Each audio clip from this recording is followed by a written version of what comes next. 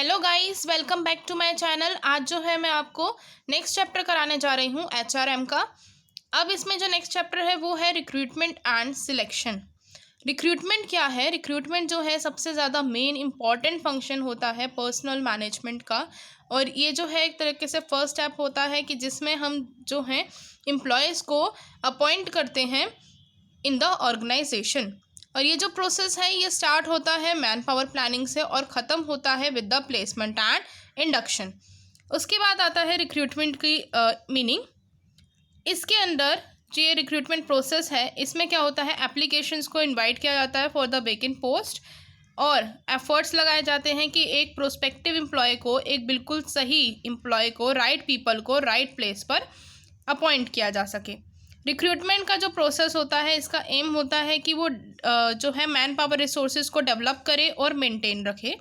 और there is a need for additional employees. अगर कोई एडिशनल एम्प्लॉयज़ की जब नीड होती है तो कंपनी को रिक्रूटमेंट प्रोसेस पर ही डिपेंड होना होता है।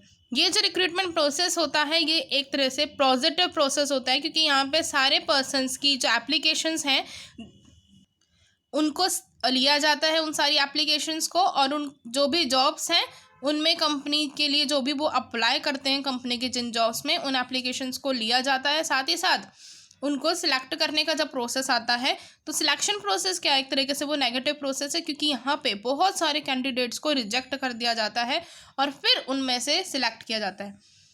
उसके बाद डेफिनेशंस हैं कुछ गिवन। तो जो डेफिनेशन है according to Edwin B Flippo, recruitment जो है एक प्रोसेस है for searching for prospective employees की सही एम्प्लॉयज़ को सर्च करना जो कि कंपनी में काम अच्छा आसानी से कर सके, और स्टिमुलेटिंग देम, स्टिमुलेट करना उनको कि वो अप्लाई करें उस जॉब के लिए। उसके बाद आते हैं कि कौन कौन से ऐसे फैक्टर्स हैं जो कि रिक्रूटमेंट को अफेक्ट करते हैं। फर्स्ट फैक्टर है size of organisation. Recruitment process जो है सबसे ज़्यादा इन्फ्लुएंस होता है कि क्या साइज होगा ऑर्गेनाइजेशन का। अगर जो ऑर्गेनाइजेशन स्मॉल है तो कम एम्प्लॉयज़ की ज़रूरत पड़ेगी, लेकिन अगर ऑर्गेनाइजेशन बहुत बड़ी है तो ज़्यादा एम्प्लॉयज़ की ज़रूरत पड़ेगी। तो साइज ऑफ ऑर्गेनाइजेशन कैसा है तो ये भी रिक्रूटमेंट प्रोसेस को अफेक्ट करता है। फिर नेक्स्ट है कि जो organisational policy regarding internal candidates की, इंटरनल कैंडिडेट्स के रिगार्डिंग ऑर्गेनाइजेशन की क्या पॉलिसी है कि अगर जो वेकेंट पोस्ट, उनकी ये पॉलिसी है कि वेकेंट पोस्ट को इंटरनल सोर्सेज से रिक्रूट किया जाएगा तो वो सबसे पहले उसको प्रेफरेंस देंगे। If suitable employees are not available from the internal sources, अगर जो सही एम्प्लॉयज़ जो हैं वो इंटरनल सोर्सेज से अवेलेबल नहीं है, जैसे मान लीजिए किसी एक स्कूल में, स्कूल का एग्जांपल ले लेते हैं, किसी एक स्कूल में सारे के सारे टीचर्स अवेलेबल हैं, अब उनको चाहिए ड्राइंग का टीचर, लेकिन वो वहाँ पर इस तरह से कोई भी अवेलेबल ही नहीं है, तो जो अगर यहाँ इंटरनल सोर्सेज अवेलेबल नहीं है तो एक्सटर्नल सोर्सेज ऑफ रिक्रूटमेंट को टैप किया जाएगा, उसकी हेल्प से रिक्रूटमेंट की जाएगी। अब यहाँ पर आते हैं next, organisational policy regarding local candidates. अब इस पॉइंट में क्या बोला है कि in the discharge of his obligation towards a society, जब कोई बिजनेसमैन, एक गुड बिजनेसमैन जो है अपनी जो भी सोसाइटी के प्रति जो भी उसकी रिस्पॉन्सिबिलिटी है उसको जब फुलफिल करता है तो वो सबसे पहले ये देखता है कि लोकल एप्लीकेंट्स जो हैं उस टाइम पर उनको प्रेफरेंस दी जाए। तो अगर ऑर्गेनाइजेशन की ऐसी पॉलिसी है कि उनको जो है लोकल एप्लीकेंट्स को प्रेफरेंस दी जाए तो उससे क्या होगा कि ऑर्गेनाइजेशन में इकोनॉमिकल यूज़ होगा अच्छे से ह्यूमन का और फिजिकल रिसोर्सेज का। उनको इफेक्टिव बनाने के लिए जो भी ऑर्गेनाइजेशन की पॉलिसीज़ होंगी वो भी रिक्रूटमेंट को अफेक्ट करेंगी। फिर है इन्फ्लुएंस ऑफ ट्रेड यूनियंस। अगर ट्रेड यूनियन इन्फ्लुएंस करते हैं कि जो पोस्ट हैं वो खाली हैं उनको भर दिया जाए, इस तरह से अगर कोई ट्रेड यूनियंस जो हैं वो करते हैं, इन्फ्लुएंस करते हैं recruitment of the organisation in the recruitment of higher grade post in the organisation, जो ट्रेड यूनियन है वो एग्जर्ट करते हैं प्रेशर कि इंटरनल कैंडिडेट्स को सीनियरिटी बेसिस पर क्या किया जाए, अपॉइंट किया जाए। उसके बाद यहाँ पर जो ट्रेड यूनियन है हमेशा जो है एक्सटर्नल सोर्सेज को अपोज करेंगे। क्यों अपोज करेंगे, क्यों उसके अपोजिट होंगे, क्योंकि उनको वो ये देखते हैं जो भी एम्प्लॉयज़ प्रेजेंट हैं ऑर्गेनाइजेशन में उनका बेनिफिट हो सके, तो उनके बेनिफिट के लिए वो ये कहते हैं कि सीनियरिटी बेसिस पर इंटरनल जो रिसोर्सेज हैं उसका यूज़ किया जाए, किस में, रिक्रूटमेंट में। उसके बाद है गवर्नमेंट पॉलिसी रिगार्डिंग रिजर्वेशन। अब गवर्नमेंट की भी कुछ पॉलिसीज़ ऐसी होती हैं जिसकी वजह से कुछ सीट्स जो हैं एससी की, एसटी की, इनकी जो हैं बैकवर्ड क्लासेस की रिजर्व करनी होती हैं। तो ये भी जो है इफेक्ट करती है रिक्रूटमेंट पॉलिसीज़ को। Level of production and expansion, अगर जो स्केल ऑफ प्रोडक्शन है ऑर्गेनाइजेशन का वो बहुत बड़ा है तो ज़्यादा से ज़्यादा एम्प्लॉयज़ की रिक्वायरमेंट होगी, और अगर एडिशनल एम्प्लॉयज़ की भी रिक्वायरमेंट चाहिए तो वो भी कर सकते हैं।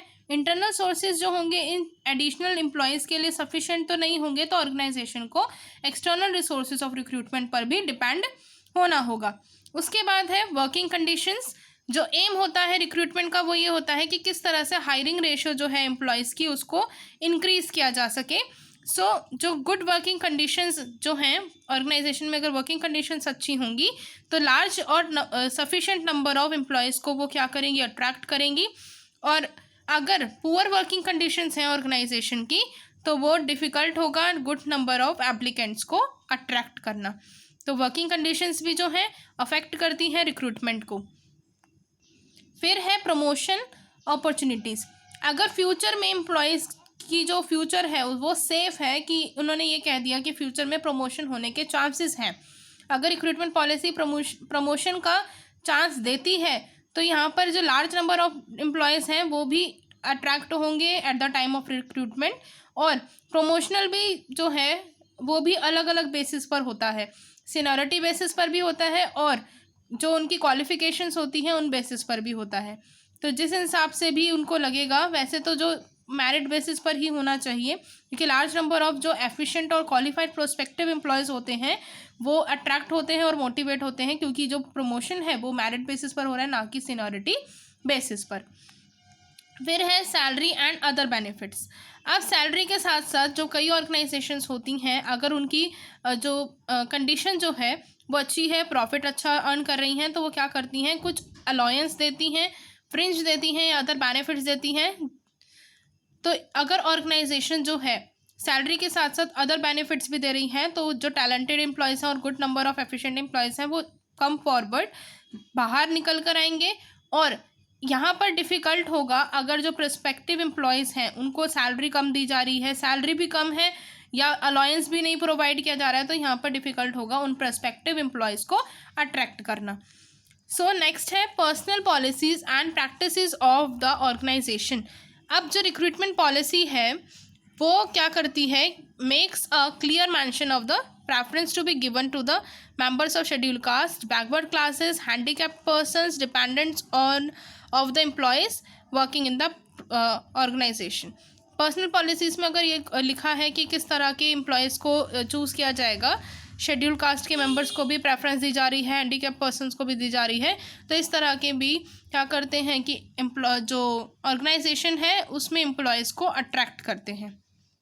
नेक्स्ट है इमेज ऑफ द ऑर्गेनाइजेशन। अगर जो इमेज है बहुत अच्छी है, क्योंकि वो ऑर्गेनाइजेशन एक हैंडसम वेजेस प्रोवाइड कर रही है, वर्किंग कंडीशंस अच्छी दे रही है, लेबर वेलफेयर पॉलिसीज़ उसकी अच्छी हैं, क्लियर प्रमोशन है, ट्रांसफ़र पॉलिसीज़ भी अच्छी हैं, अगर ऑर्गेनाइजेशन का जो नाम है वो सोसाइटी में और बिजनेस में बहुत अच्छा है, तो उनको कोई भी डिफ़िकल्टी नहीं होगी prospective sufficient number of employees को अट्रैक्ट करना। लेकिन अगर उनका जो इमेज है ऑर्गेनाइजेशन का वो डिम है, अच्छा नहीं है, तो उस टाइम पे उनको प्रॉब्लम क्रिएट होगी कि वो किस तरह से एम्प्लॉयज़ को क्या कर सकें, अट्रैक्ट कर सकें, वहाँ पर इनको डिफ़िकल्टी क्रिएट हो सकती है।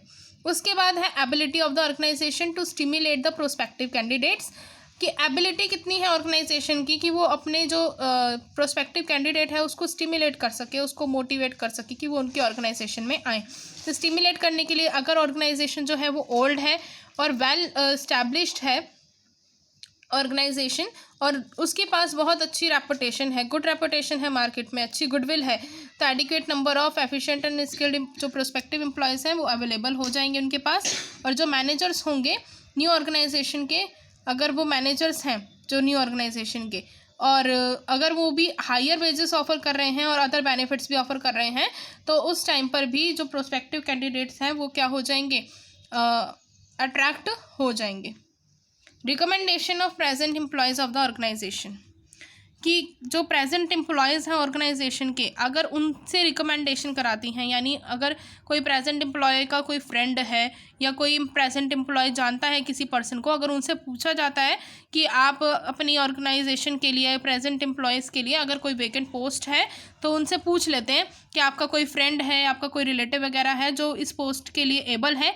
अगर इस तरह से ऑर्गेनाइजेशन उनसे पूछती है और जो एम्प्लॉय आता है वो भी ऑर्गेनाइजेशन को आसानी से संभाल पाएगा, क्योंकि उसको पता है कि जो भी प्रेजेंट एम्प्लॉय है वो सारा काम उसको बता देगा।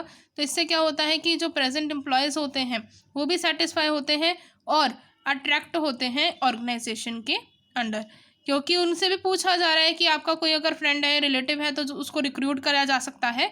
तो यहाँ पर उनको ऐसा लगता है कि हाँ, मेरे से तो रिकमेंडेशन ली गई है, वो सेटिस्फाई रहते हैं at the level of management. उसके बाद है rate of growth of organisation. अगर जो ग्रोथ है, ग्रोथ का जो रेट है ऑर्गेनाइजेशन का वो बढ़ रहा है, फ्यूचर में बहुत ज़्यादा चांसेस हैं कि प्रोडक्शन उसकी इंक्रीज़ हो सकती है, नए एम्प्लॉयज़ अपॉइंट करने पड़ सकते हैं, तो वो क्या करेगा, नए एम्प्लॉयज़ को अपॉइंट करेगा और वो अपॉइंट किए जाएंगे on the basis of external sources, क्योंकि ज़्यादा नंबर ऑफ एम्प्लॉयज़ को अपॉइंट करना है। आज हम करेंगे यहीं तक का ही टॉपिक, नेक्स्ट वीडियो में हम करेंगे नेक्स्ट टॉपिक। मिलते हैं नेक्स्ट वीडियो में, बाय बाय।